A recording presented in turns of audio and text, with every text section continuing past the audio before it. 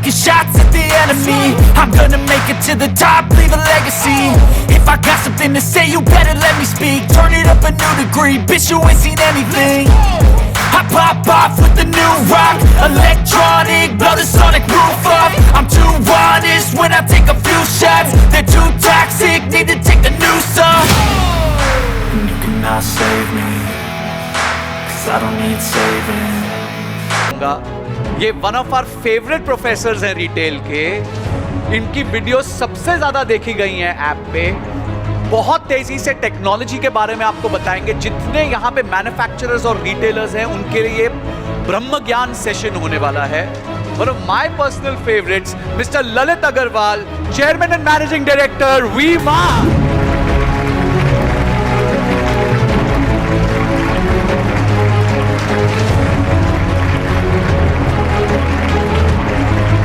नमस्कार। कितनी जबरदस्त इस हाउस में एनर्जी है, वो इधर घुसते ही लगता है, फील होता है।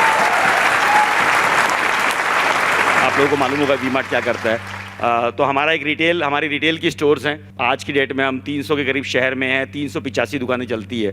तो प्राइमरी हमारा है क्या, हम अल्टीमेटली दुकान चलाते हैं।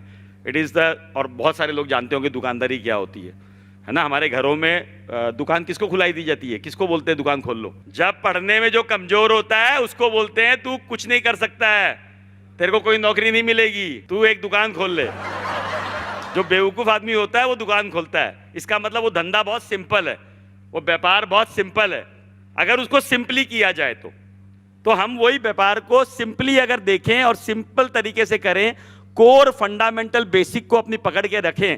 कोई भी व्यापार में कोर फंडामेंटल अपने बेसिक्स को पकड़ के रखें, बहुत ज़्यादा तिकड़मबाजी भी नहीं करें, तो भी हमारा व्यापार सफल हो सकता है। और वो बेसिक्स क्या है? बेसिक्स ये है कि जो चीज़ के लिए हम खोल रहे हैं उसका जो प्राप्ति जिसको होती है, जो चीज़ वो उसमें जो कस्टमर आता है, जो उसका बेनिफिशियर है, जिसके वजह से मेरी दुकान चलेगी, उसको मैं वैल्यू क्रिएट करके दूं। जो मेरा ग्राहक है या जो भी मेरे से जुड़ित है उसको मैं वैल्यू क्रिएट करके दूं। ये मेरी कोर विजन और वैल्यू स्टेटमेंट है कि यार हमारा काम है कि हम दूसरे के लिए वैल्यू क्रिएट करके दें। आप लोग बोलोगे कि यार हम दूसरों के लिए करेंगे तो हमारे पास कैसे कमाई होगी। बॉस याद रखना, जब तक आप दूसरों की वैल्यू नहीं क्रिएट कर सकते हो, आपकी कोई वैल्यू क्रिएट नहीं हो सकती।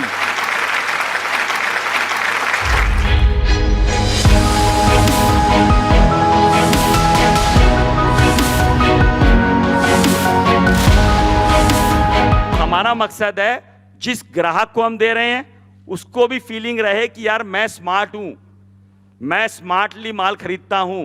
चाहे मैं रिटेल में खरीद रहा हूं, चाहे मैं होलसेल में खरीद रहा हूं, चाहे मैं फैक्ट्री के लिए खरीद रहा हूं, कोई भी ग्राहक जो होता है वो अपने आप को स्मार्ट समझना जरूरी है और उसको स्मार्ट फील कराना भी जरूरी है, नंबर 1। और उसको रियल वैल्यू इंपार्ट करना भी जरूरी है। वो रियल वैल्यू हम कैसे देंगे?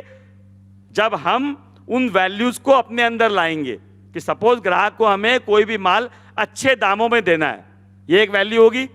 ग्राहक को हमें, दूसरी वैल्यू होगी ग्राहक को हमें अच्छी क्वालिटी देनी है। तीसरी वैल्यू होगी ग्राहक को हमें अच्छे से सर्विस देनी है।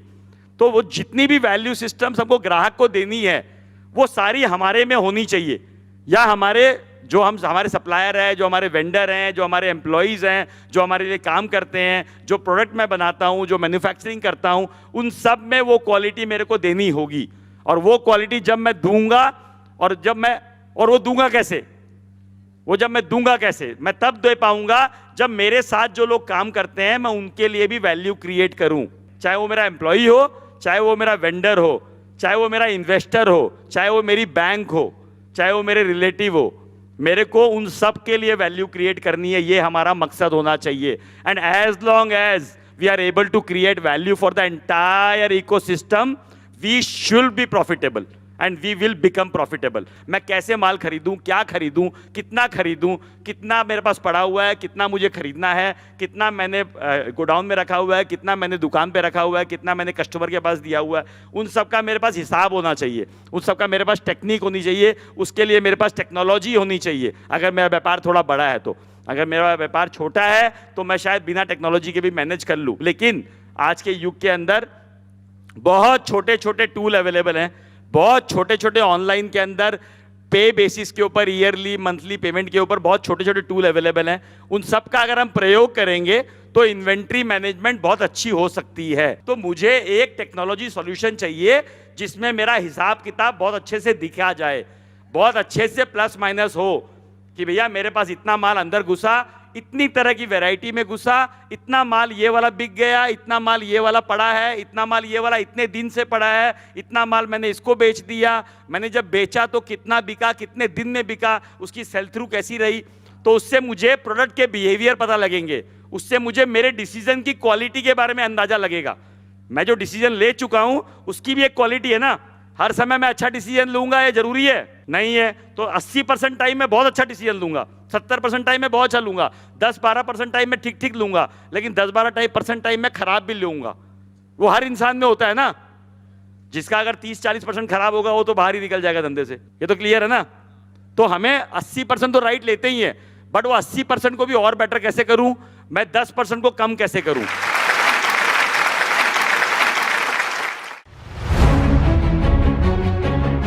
रेंट की शॉप्स में कभी कभार क्या होता है कि जब शॉप अच्छी खासी चल जा रही है, मालिक के दिमाग में आता है अब मैं अपना धंधा यहाँ जमा लेता हूँ, इसका तो जम चुके, मार्केट बन गई है, अब इस मार्केट का मैं फायदा उठाता हूँ, मालिक तो मैं हूँ ना। इसके लिए आपको स्मार्ट बनना पड़ेगा। आप जब एंट्री कर रहे हो तो आप प्रॉपर्टी के रेंटल एग्रीमेंट बनवाओगे, उस रेंटल एग्रीमेंट में क्लॉज लिखाओगे। हम भी करते हैं व्यापार, तो हम 12 साल का एग्रीमेंट करते हैं कि भैया 12 साल तक मैं रखूंगा, मुझे तकलीफ हुई तो मैं छोड़ के जा सकता हूं, तेरे को तकलीफ हुई तो तू नहीं निकाल सकता है। तो लॉक इन क्या होता है, लॉक इन मैं पैसा दूंगा तो मेरे को लॉक इन साइन करनी होती है कि 2 साल नहीं जाऊंगा भाई, 2 साल नहीं जाऊंगा, उसके बाद अगर मेरा व्यापार में नुकसान हुआ तो मैं जा सकता हूं, वो नहीं मुझे छोड़ सकता है। तो एक बार मेरा अगर लीज एग्रीमेंट अच्छे से एक वकील से बनवा लिया तो लीज एग्रीमेंट अच्छा होगा तो कोई आपको नहीं निकाल सकता है। हमारी 385 दुकान चल रही है, सारी दुकान जब भी हम खोलते हैं पहले 2 महीने में ही लैंडलॉर्ड फोन करता है कि मुझे तो बेवकूफ बना दिया आपने। ऐसे ही बोलता हो, मुझे तो बेवकूफ बना दिया, मेरी प्रॉपर्टी तो 100 रुपए स्क्वायर फीट में जानी चाहिए, आपने 50 रुपए में ले लिया क्योंकि इतनी भीड़ हो रही है आपके पास। तो वो तो होगा ही, बट आपके अपने एग्रीमेंट स्ट्रांग होने होंगे, उसके बाद कुछ नहीं होगा। मानिए मेरी बात मानिए, मैं 385 दुकान चला रहा हूं, एक प्रॉपर्टी में आज तक प्रॉब्लम आई है, वो भी हम जीत गए कोर्ट से case. So 385 properties all on lease sir, सारी प्रॉपर्टीज आपकी लीज पे? हम एक भी चीज ओन नहीं करते हैं। Wow brilliant. तो उसमें जो प्रॉपर्टी की जो वैल्यू बढ़ती है वो कहाँ जाएगी? इसीलिए क्या आप रियल एस्टेट इन्वेस्टर हो? इन्वेस्टर तो नहीं है सर। बस तो अपने बिजनेस में अगर फोकस करना है, या तो जुआ खेलने लग जाओ, कसिनो चले जाओ, बहुत जल्दी वैल्यू बढ़ जाएगी। ऐसे डालो टक करके वैल्यू बढ़ जाएगी, वो तो चला भी जाएगा सर। तो इसीलिए यहां भी जा सकता है, बढ़ भी सकता है, कम भी हो सकता है। नहीं, प्रॉपर्टी में तो आज दिन तक कभी घटा ही नहीं है, कभी ऐसा बढ़ा ही नहीं, नहीं है। ये हमारा बिलीफ है। अब इंपॉर्टेंट क्या है, हमें ये भी समझना होगा कि कितना परसेंट बढ़ रहा है। हम अपने व्यापार से कितना निकाल सकते हैं और प्रॉपर्टी से कितना निकाल सकते हैं, वो कैलकुलेशन आपको करनी पड़ेगी। आपके व्यापार में अगर पोटेंशियलिटी है और आपको अगर अपना व्यापार बड़ा करना, आपका पहला ऑब्जेक्टिव क्या है? बिजनेस को बड़ा करना है। मेरा बिजनेस को बड़ा करना मेरा पहला ऑब्जेक्टिव है।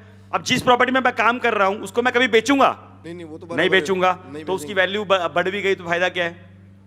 उसकी वैल्यू बढ़ भी गई तो मेरे को फायदा क्या है? मेरे व्यापार को तो फायदा नहीं हुआ ना। तो अगर व्यापार को अलग देखूं और अपने इमेजिनरी फायदे को अलग देखूं तो समझ में आएगा।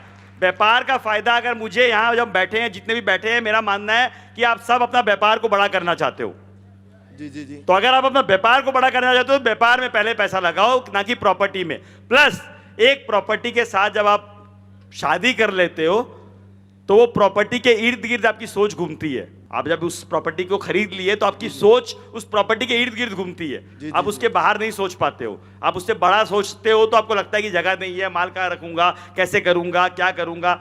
जब आप रेंट के मॉडल पे होते हो तो आपको आज ये छोटी है, चलो कल बड़ी ले लेते हैं, यहाँ ये तकलीफ आ रही है, चलो वहाँ अच्छी सुविधा ले लेते हैं। तो मेरा ये मानना है कि property should only be one of the feature. जैसे आदमी है कि भाई मैं ये आदमी के साथ काम कर रहा हूँ, ये आदमी अब इतना काम कर सकता है, इसके बाद का आदमी काम करने लायक नहीं है, तो यार हटाओ इसको, नया आदमी ले आओ, अच्छा आदमी ले आओ।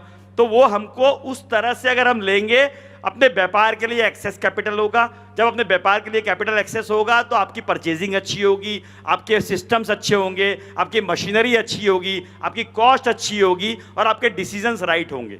वो इंपॉर्टेंट होता है। तो सर ये जो राधाकृष्ण दामानी है जो डीमार्ट के वो ये थोड़ी अपना रहे कि भाई अपनी प्रॉपर्टी लिया फिर उसमें बिजनेस करते हैं, फिर नेक्स्ट अपनी प्रॉपर्टी लिया उसमें अपना स्टोर लगाते हैं। तो राधा किशन दमानी जी को अगर आप जानते हैं तो राधा किशन दमानी जी बेसिकली एक इन्वेस्टर हैं। क्या है वो? इन्वेस्टर है। अगर वो इन्वेस्टर हैं तो वो अगर स्टॉक में इन्वेस्ट करे या गोल्ड में इन्वेस्ट करे या प्रॉपर्टी में इन्वेस्ट करे, वो उनका व्यापार ही अलग है। वो व्यापार से वो अपना इन्वेस्टमेंट करते हैं, और यहाँ जो व्यापार है वो रिटेल है। तो वो जो व्यक्ति इतना पैसे वाला है कि उसको पैसा रखने की तकलीफ है, उसके लिए एकदम सही है। वो तो सर मेरा एक सवाल है, जैसे मेरा भी एक फ्रेंचाइजी बिजनेस है, मैंने 2 साल से खोला है। मैंने गुजरात में 40 फ्रेंचाइजी दे दी है। आपने बोला अहमदाबाद में आपने 10 बंद कर दी, मैंने भी 7 बंद कर दी। तो उसको आपने कैसे स्टेबल किया वो मेरे को समझो। जो मैंने बोला कि हमने अपनी गलतियों को समझा, हमारी अपनी गलतियों को समझा, हमने अपने कॉम्पिटिटर की गलतियों को भी समझा, और कोशिश एक लिस्ट बनाई कि क्या क्या गलतियां हम कर रहे हैं, कैसी कैसी की गलतियां कर रहे हैं। वो गलती हमने कुछ ना कुछ गलत किया होगा तभी हमको ये रिजल्ट मिल रहा है ना, ये बात तो पहले पक्का है, ये कंफर्म है, अपनी कंफर्म है। गलती अब गलती खोजना इंपॉर्टेंट है, गलती खोज के उसके ऊपर एक्शन लेना इंपॉर्टेंट है, और उसका एक्शन से मैं नया और क्या करूंगा वो भी सोचना इंपॉर्टेंट है। उसके लिए क्रिएट करना होगा, दिमाग चलाना होगा, उसके लिए थोड़ी मेहनत ज्यादा करनी पड़ेगी, एंड डेफिनेटली रिजल्ट मिलेगा। रिजल्ट मिलेगा ही मिलेगा, वो आपको कॉन्फिडेंस के साथ काम करना होगा। ये नहीं चला वो दूसरा लगूंगा, ये नहीं चलेगा दूसरा और लगाऊंगा, 4 जन से राय लूंगा। जैसे आप आए हो, इतने सारे आपके साथ में गुरु लोग बैठे हुए हैं, उनसे राय लीजिए, बात करिए, अपने आप रिजल्ट निकल जाएगा। सर वहीं से एक और Lalit second ji, question. Shyam this side, मैं सूरत से बिलोंग करता हूँ, हमारा साड़ी का काम है। अब सूरत में ऐसा हो गया कि आज मैंने ये जो डिज़ाइन बनाई है 1000 रुपए की, 7 दिन भी नहीं होता कि वो 800 रुपये में लॉन्च होकर मार्केट में कंपटीशन हो जाता है। तो इतना कमोडिटी हो गया हमारा साड़ी का मार्केट की 1000 रुपये की साड़ी 7 दिन नहीं, 7 दिन तो मैंने बहुत ज़्यादा बता दिए, 3 दिन के अंदर अंदर है ना मार्केट में आधी रेट के अंदर, या फिर उससे 10-15-20% में कम होकर मार्केट में बिकना चालू हो जाती है। तो इस कॉम्पिटिटिव मार्केट के अंदर हम कैसे सस्टेन करें ये जो प्राइस वॉर चलता है, स्पेशली इन कमोडिटी, जैसा हम लोग टेक्सटाइल का बिजनेस करते हैं उसके अंदर। या तो आपकी कॉस्टिंग ज़्यादा है जिसकी वजह से, या फिर दूसरा व्यक्ति नुकसान में बेच रहा है। 15-20% सस्ता कैसे बेच लेगा? या तो आप ज़्यादा मार्जिन ले रहे हो, या वो सस्ता बेच रहा है नुकसान करके, वो दोनों चीज़ संभव नहीं है। और या फिर आपका प्रोडक्ट यूनिक नहीं है। तो अपने को जिस जगह पे ज़्यादा डायनामिक कॉपी का वर्ल्ड है, आप उसे डरिए मत, अपनी स्ट्रेंथ पे फोकस करिए। और अगर मेरी स्ट्रेंथ ये है और मेरा माल क्वालिटेटिवली बेटर है, डिजाइन कॉपी कर सकता है बट क्वालिटी कॉपी नहीं कर सकता सेम दाम में, सर्विस कॉपी नहीं कर सकता है सेम दाम में, स्पीड कॉपी नहीं कर सकता है सेम दाम में, तो बाकी भी बहुत फीचर होते हैं।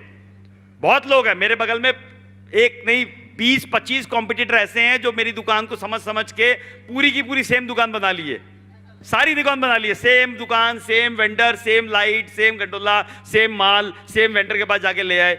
लेकिन क्या ये ले जाएंगे? ये तो मेरे पास ही रहेगी ना दोस्त। Thank you sir.